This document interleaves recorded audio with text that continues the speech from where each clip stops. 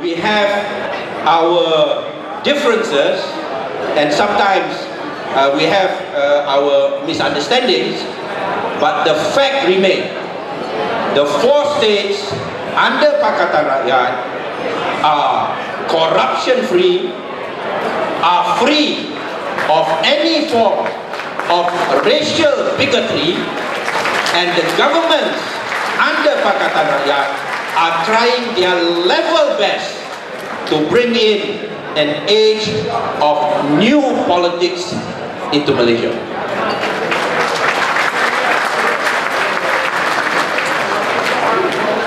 There are some issues which probably I would want to speak about, yeah?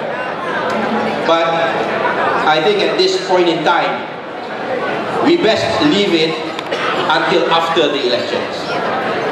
Because there are, how do you say, issues which are difficult to handle and difficult to clarify. But what I can promise you is that past will be, and I will do my level best to ensure that past will be a partner in Pakatan Rakyat that will put the people before its own party interest in order to ensure justice for all the rakyat of Malaysia. Ladies and gentlemen, tonight I'm wearing the KL 112 official shirt. Problem with Pakatan Rakyat is that we get shirts every week. I get a new shirt for royalty, I get a new shirt for Himpunan Hijau, right?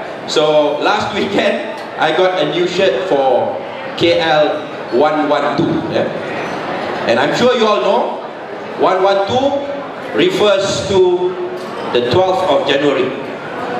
At the same time, it refers to the minimum number of parliamentary seats for us to form a government. I was told by the organizing committee that was partly the reason why they chose the date. Yeah? We've got 222 parliamentary seats. 50% is 111. A simple majority is 112. And this is the minimum that we are going for. As far as the KL 112 is concerned, I believe it's a clear sign of the change that is coming.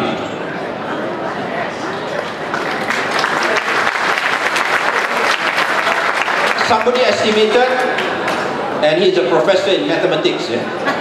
Much more dependent, much more credible than Rais Yatim.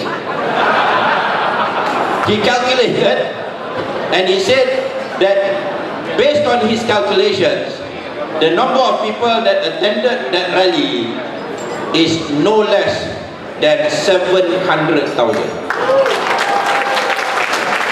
Because if you look at the photo, the stadium was full, the whole area outside the stadium was full, the road leading up to the stadium was full, the road at the commuter or the LRT station was also full, and I believe that that estimate is quite believable and quite accurate. So it is a new, it's a new period, yeah, where I think the Malaysians are saying enough is enough. And politics cannot be left purely to the politicians like myself and Yang Berhormat Gobind. But we're not fighting for our personal benefit, and in order to impress this fact, everybody comes down and gets involved to remind all the politicians within Pakatan Rakyat that, hey, you're representing us. You're not going for that seat for your own personal sake. We want you there because we want you to fight for our rights. And that's why everybody came. And that's why this is a period of new politics. And it's also a sign of change, because the police were, for the very first time, looking after the rakyat and not beating them up. Maybe they realize.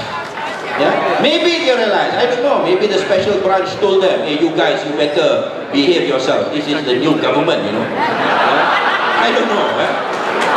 But what is clear is when there is no directive from the UMNO Barisan National Minister to prevent the program, to stop the program, to make it difficult for the rakyat, a peaceful demonstration can actually occur in Malaysia. Right? And that's what we've been saying all this while. I mean, this is what we've been saying all this while. The reason why Bersih 2, Bersih 3 were having all these unfortunate incidents is not because of the rakyat.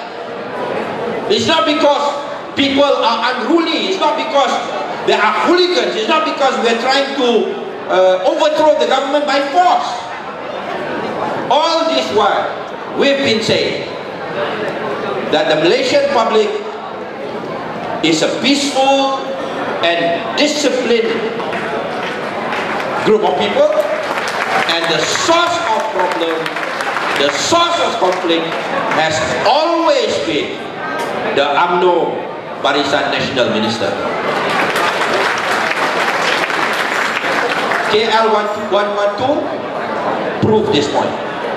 Of course, Najib tries to take credit now. Yeah?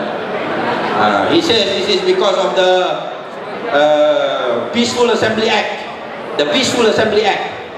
According to him, because of the act, therefore people were peaceful. Yeah? If no act, then people not peaceful. This is very simple logic lah. Actually, the Peaceful Assembly Act, I checked with Gobind. I trust his information is correct. Okay, I'm putting the blame on him now. The Peaceful Assembly Act, if I'm not mistaken, it was passed and probably gazetted in February 2012. And Bersih 3 was held in April. So even though it was passed, even though it was in existence, the Peaceful Assembly Act did not defend the rights of the public. Why? Because you still have this stubborn UMNO Barisan National Minister who insists that the public cannot hold a peaceful demonstration. Right? So, what's important? If you want to have a police force that respects the public, if we want to have a police force that thinks and understands that its responsibility is to look after the public, if you want to have a police force that concentrates on fighting crime, not looking after the interests of politicians who are in power, then the way ahead is Pakatan Rakyat. I mean, what better proof of misuse of the police than the case of Al-Tantuya Sharif? Yeah. What better proof of how the police have been misused by UMNO Barisan National besides the case of Al-Tantuya Sharif? I think you all who are present here are fully aware. There are so many questions left unanswered. Yeah? Killed by 2 policemen who were personal bodyguards to Datuk Sri Najib and his wife, Rosmah Mansor, whose initials are similar to the Ringgit Malaysia, RM. Yeah? So we can't blame her if she's thinking of all the jewelry and all that, because she's RM. Rosmah Mansor is RM, Ringgit Malaysia.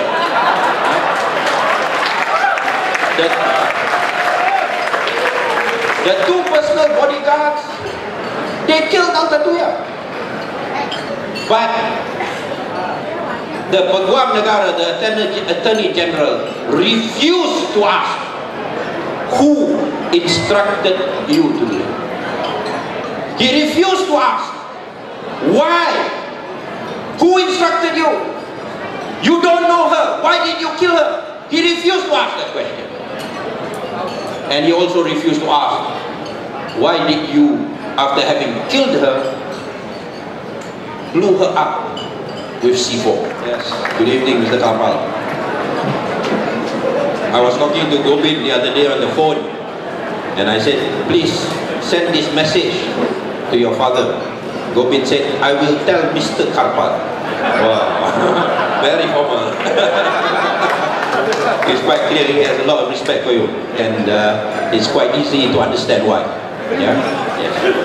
So as I was saying, if we want to have an independent court, if we want to have an independent Attorney General, if we want to have independent police force, if we want to have a better Malaysia, the way ahead is obviously Pakatan Rakyat.